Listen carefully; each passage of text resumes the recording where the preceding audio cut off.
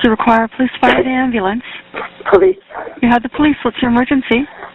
My son, Sean Sutcliffe, has just come home. He's in the basement. Are you okay? No, I'm scared. I'm not scared of him. It's just he's been missing for a week, and it's been horrible. And he just needs to get some psychiatric help.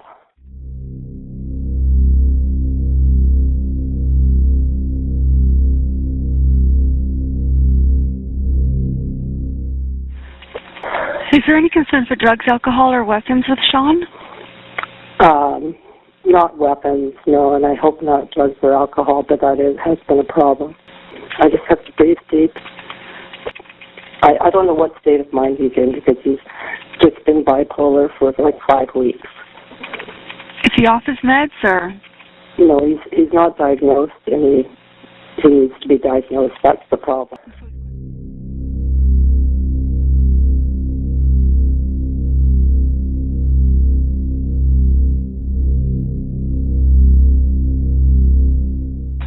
I'm really going to get down there before he takes off, because this morning he took off when he heard me. And I don't want him to leave again. He's got to get help.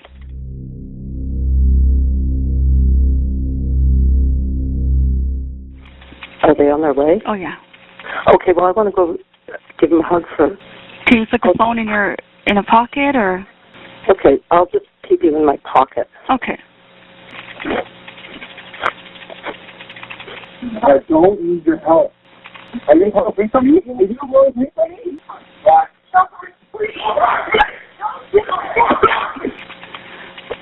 Hello, did you hear that? Yeah, I can hear him screaming. Is he still in the house? Okay, he left. Oh, my God. Okay. Find him and help him. They're going to find him. Find him and help him. So he was... Find him and help him. Find him and help him.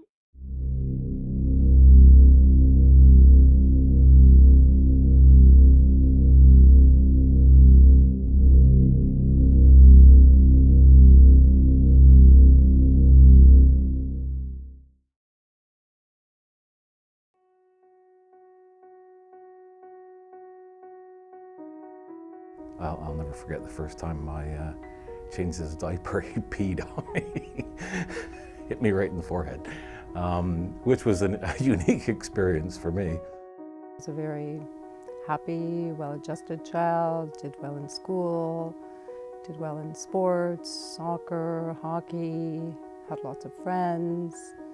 He was funny, he was smart, he was just a fantastic boy. I was very proud of him always. He played house league hockey, and I remember their very last game. He played well, as did everybody else on the team, and they won, and that was sort of his first winning team, and it was a very big thrill. Sean grew up in Ajax, Ontario, a town just east of Toronto. It was there he made many lifelong friendships. I consider Sean a brother.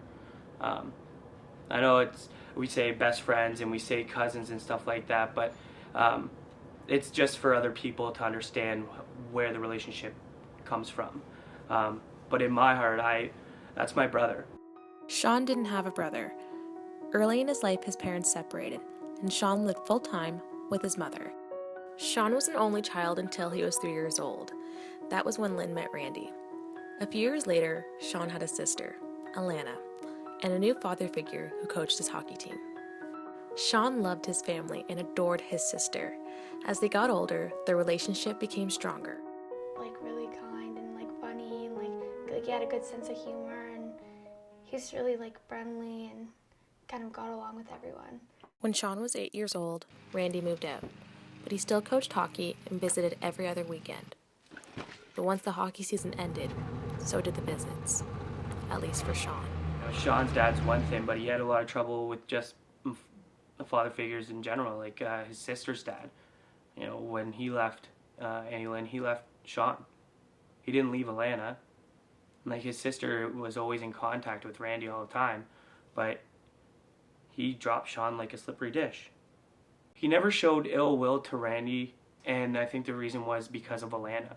I mean, it's still a sister. He's still got to show him a certain amount of respect, so that a lead by example, so she shows him respect. And I think Sean knew that. Because Sean was never the person that would be able to just create a relationship with someone and pull it away. As a teenager, things did begin to change. Probably in grade 8, grade 9, he became pretty defiant, and he was obviously going through some stuff that, as lots of teenagers do. I think he was getting into the wrong crowd. We had lots of difficulties because he didn't want to accept any consequences for behavior that was not okay. Around this time, Sean started drinking. He is not alone. According to Statistics Canada, males 15 or older have the highest substance abuse rate towards alcohol and drugs. One of the signs of someone abusing alcohol is irritability and aggression. It just got worse in like the teens, I guess. Like he would just get mad over like really little things, like if I like didn't bring in like the recycling bins from like the side of the road, or like if I turned on a light when he was like watching a movie, or like something like that, like something really little. I believe that in part things changed because Sean, he did have some abandonment issues in his young childhood that I think they were a part of how his teen years developed, and I feel very bad about that, and always have, always will. Yeah, I think that Sean's lost relationship with his dad affected him more than we really know, because he never really talked about it. Sean used alcohol to cope. Abandonment is one of the risk factors for alcohol abuse. Substance abuse has no single cause. According to the Mental Health Commission of Canada, several factors contribute to mental health issues, including environmental circumstances and chemical imbalances. Every single person in society, to some degree, is vulnerable to experience a mental health issue. And abandonment comes along with also, it could be isolation, there could have been, issues of maltreatment, there could have been, who knows what other things come along. For Sean, it was crime. He did, unfortunately, turn to some criminal activity with a group of other youths, and that was horrible, to say the least. He went to a youth detention center.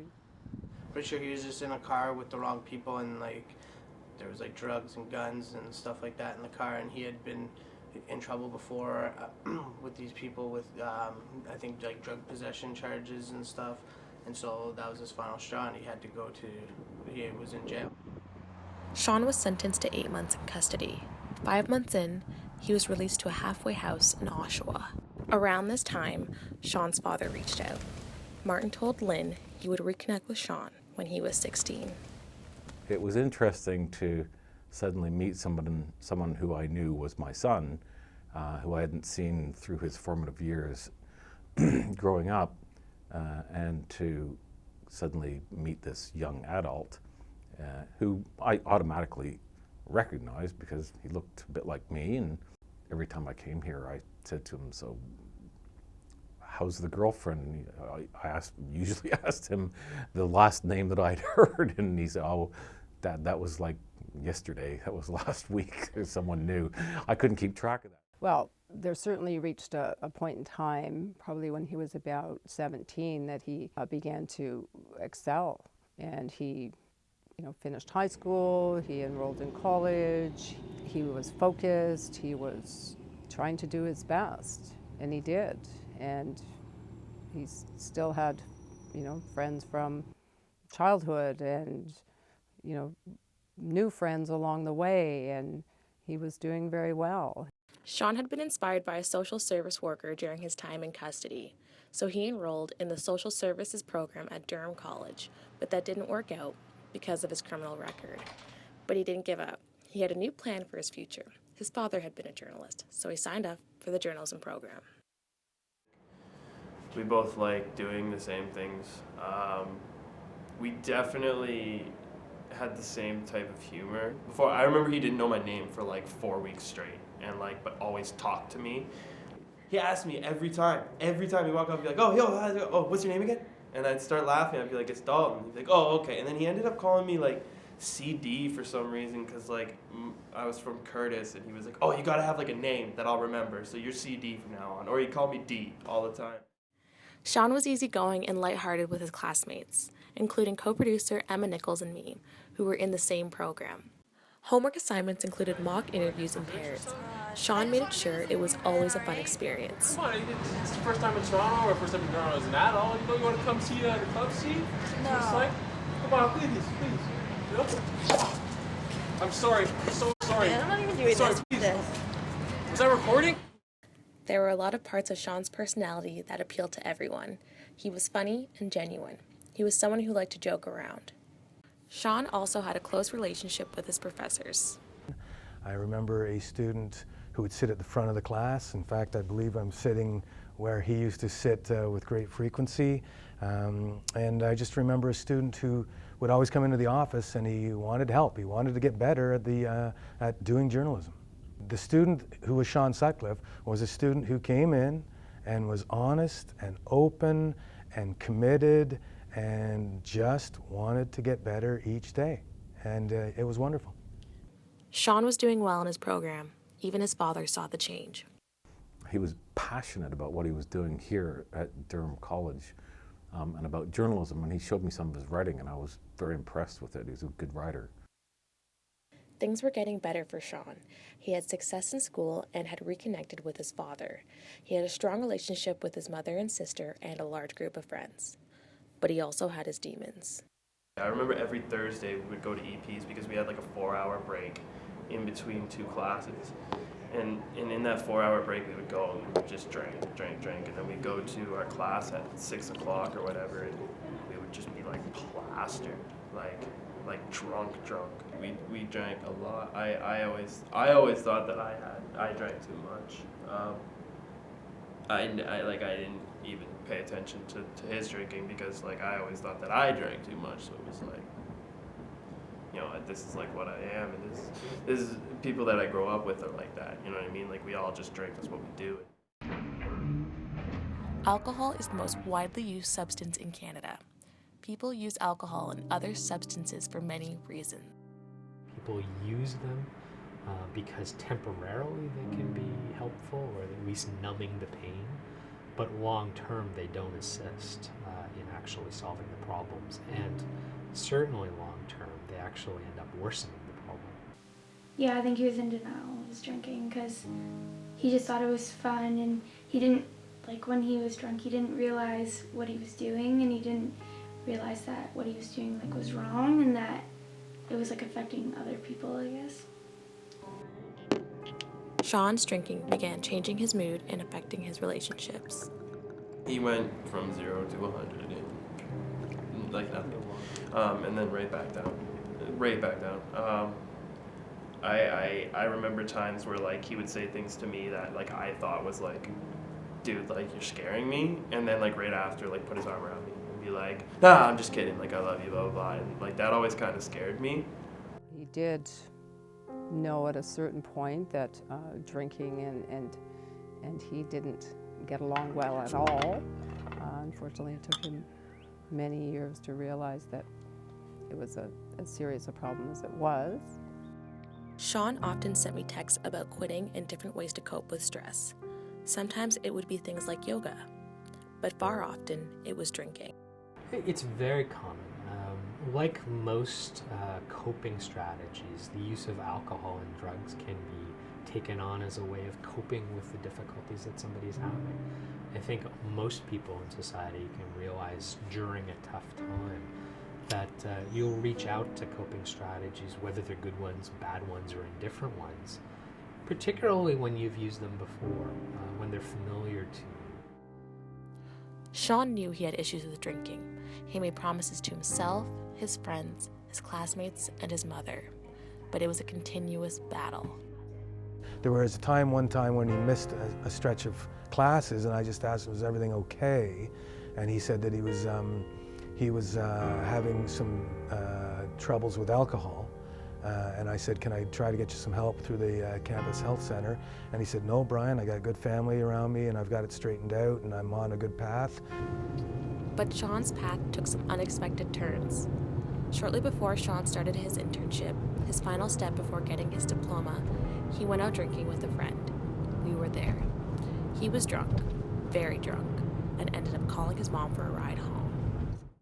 He was very, agitated over something that really was nothing big, and he was, it was almost scary from, the point of, the view of me and my mom, because it was just something that we had never really, seen before. He used to get angry over stuff, little things, but never that angry. He was saying how, the thing was he left his glasses there, and he was saying how if anyone stole them, that he would, literally, kill them, and that he was being serious about it. He wasn't, people say stuff like that and they joke around, but, he was not joking around. I did even see a police car on the 401 stopped at the side, and I considered stopping because I thought he needed help right away. But then I was too scared to stop because it was such a volatile, uncertain situation. I didn't want him jumping out of the car, so I thought, okay, the best thing to do is just get him home, and he can just sleep it off, and everything will be okay.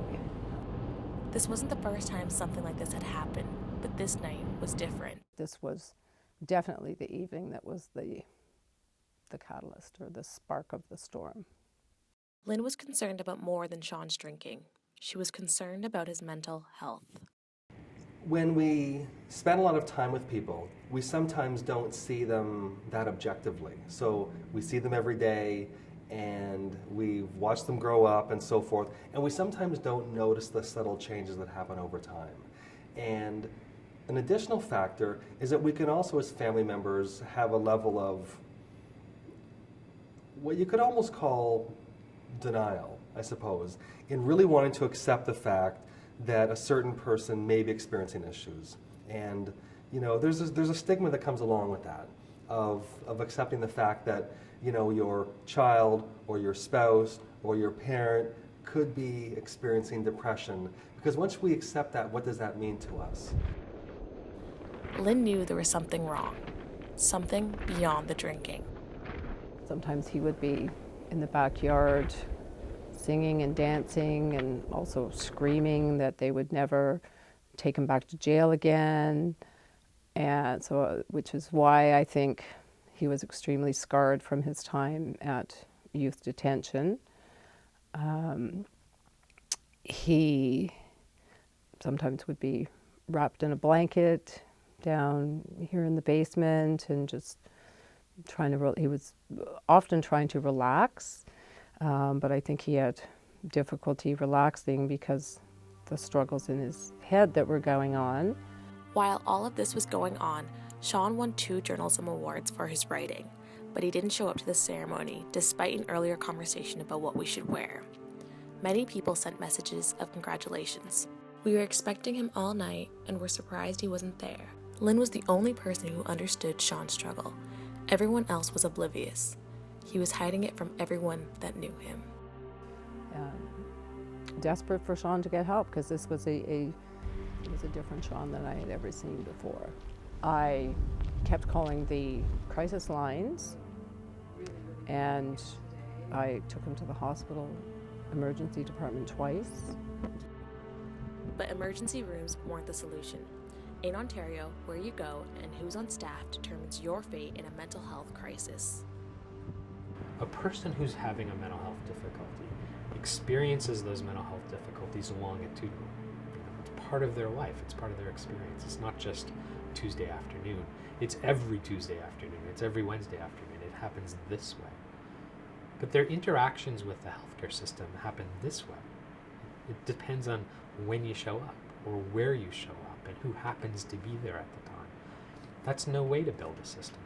Lynn was with Sean on his first visit, but had little chance to give input.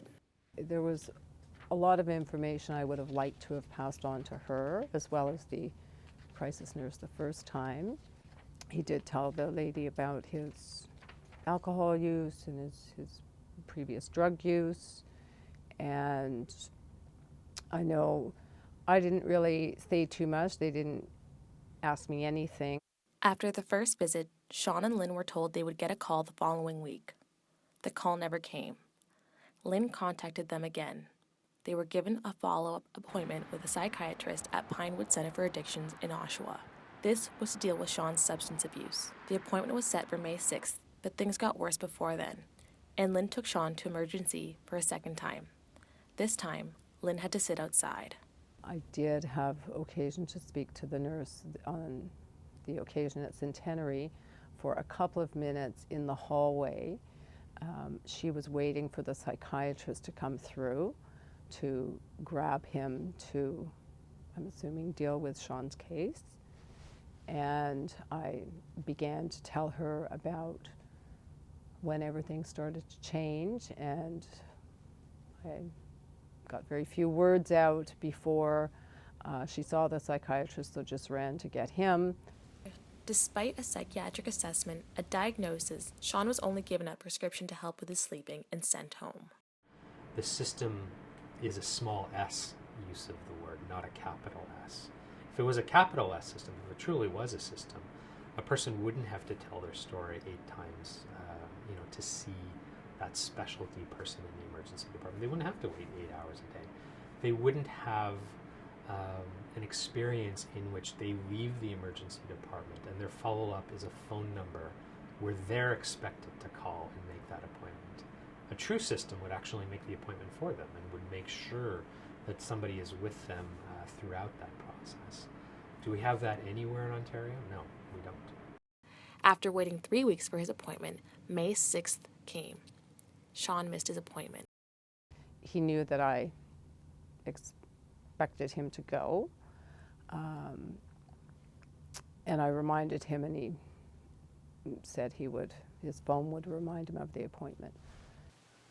I think he always had mental health issues, but I think once he was kind of told that he had a drinking problem and that probably that he had mental health issues, that it kind of just all made it worse, and that he maybe realized it with himself, I guess. He stopped showing up at his internship, and he stopped sending his mom goodnight texts. He had disappeared. I reported Sean missing the next day because I had heard of a Snapchat he sent that was a picture of a sky saying amen. That scared me.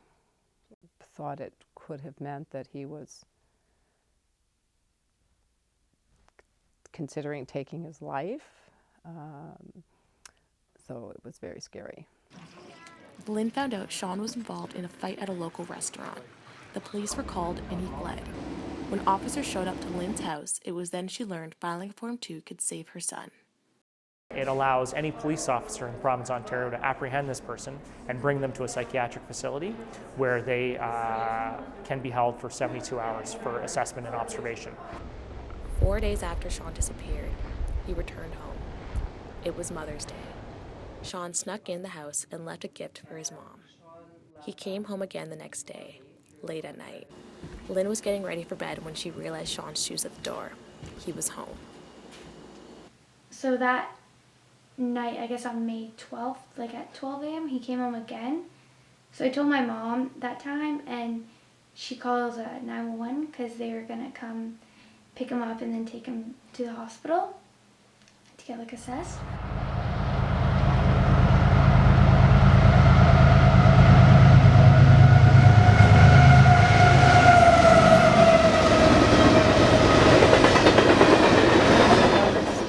Somewhere around midnight, and then I got a knock on the door at around 4 in the morning that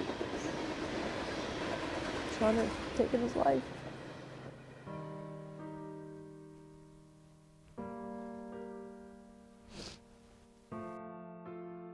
Well, I strongly feel that there is no help in a mental health crisis. There wasn't for Sean, and there isn't for countless other people. Now we kind of put all the pieces together, looking back. We have to have a relentless focus on how can we better identify, screen, engage, and keep people involved in treatment. So that for us is a mission that I don't think ever has an end. I don't think we can ever consider ourselves as a healthcare system to be at a place where we say, we've got it, we nailed this. let's just relax for a while. It's a mission that we can't turn our backs on. From an officer standpoint, there's never enough training. We can always get more training. We can always have more resources. It would be nice to have a mental health team available to attend every mental health crisis call, and that they be the closest unit, and that they be the primary unit responding to a mental health call. But that's not feasible in financial terms. First and foremost, I think the most important thing to do when talking to somebody who's in a crisis is to continue to generate hope, to acknowledge that, yeah, things may be awful right now, and they may have been awful for days, weeks, months leading up until that point, but tomorrow hasn't happened yet. Even in his passing has made me a better person. Like I said, I was just prescribed antidepressants because I was in the hospital 2 nights ago, like literally up all night shaking because I was having an anxiety attack, and I literally thought to myself, you know what, if Sean got help, he'd be okay, so you know what, it's time for me to get help. Ladies and gentlemen, Greg Murphy will now present a posthumous diploma for Sean Sutcliffe in the Journalism Print program.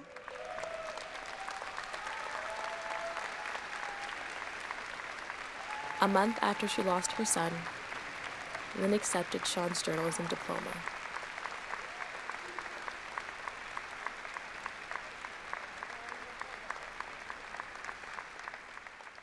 Accepting on behalf of Sean's benefit is his mother, Lynn Sutcliffe.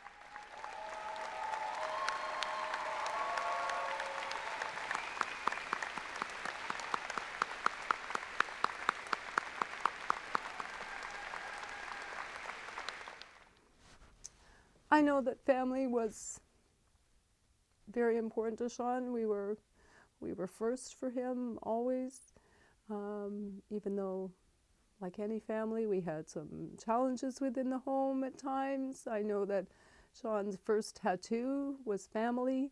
It was followed by my name across his chest and his sister's initials on his ankle. I'm going to get the same family tattoo because we unconditionally loved each other through thick and thin.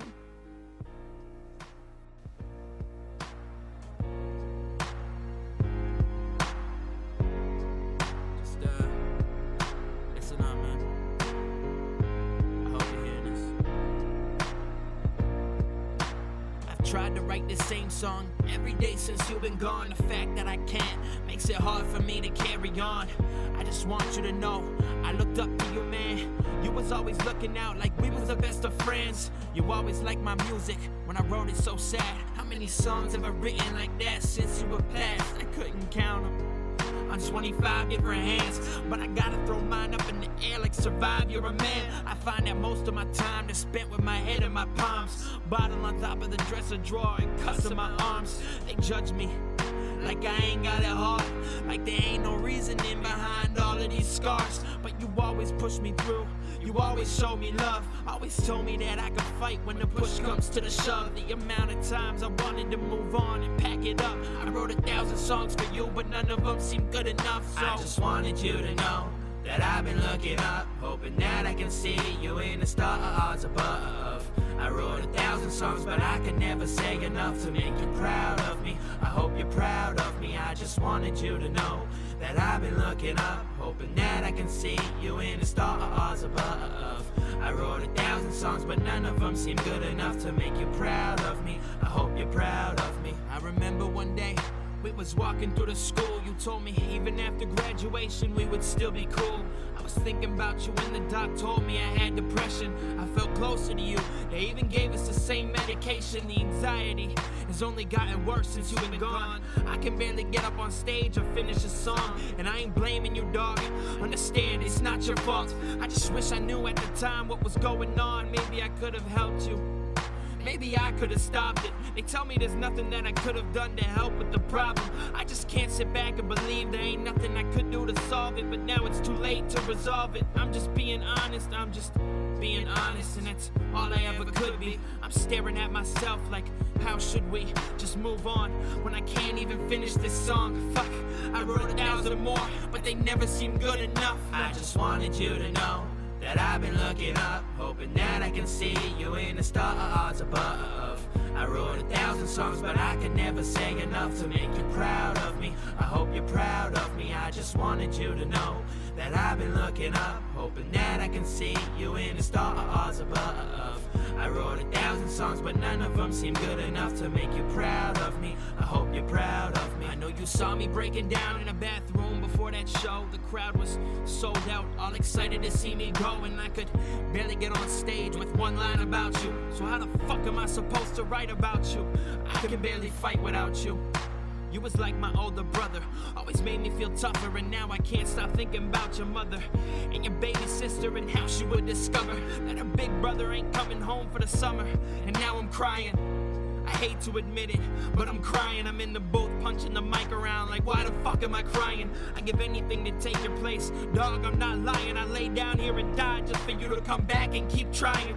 I pick myself up, look in the mirror, I look snuffed. There's blood in my mouth, and my nose is all stuffed. Looking at myself like, suck it up, you're a man, act tough. I wrote 1,000 songs for you, but I could never say enough. No. I just wanted you to know that I've been looking up, hoping that I can see you in the stars above. I wrote 1,000 songs, but I could never say enough to make you proud of me. I hope you're proud of me. I just wanted you to know that I've been looking up, hoping that I can see you in the stars above. I wrote 1,000 songs, but none of them seem good enough to make you proud of me. I hope you're proud of me. I just wanted you to know that I've been looking up, hoping that I can see you in the stars above. I wrote 1,000 songs, but I could never say enough to make you proud of me. I hope you're proud of me. I just wanted you to know that I've been looking up, hoping that I can see you in the stars above.